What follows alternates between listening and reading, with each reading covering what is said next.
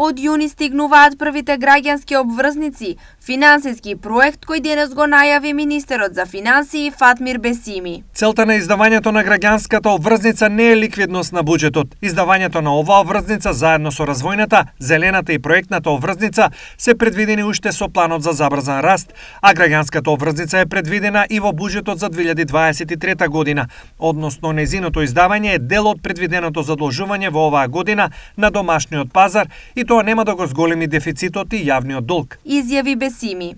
Бесими објасни дека подготовките за издавањето на граѓанската обврзница се одвиваат 2 години и интерес ќе имаат државата, граѓаните и економијата. Граѓаните ќе имаат можност да ги инвестираат своите пари и да ја заштитат нивната вредност. Државата на тој начин ќе обезбеди финансирање со пониски стапки од она што е на меѓународните пазари, а средствата ќе бидат искористени за развојни проекти, што ќе има позитивно влијание и врз економијата. Потенцира министерот за финансии.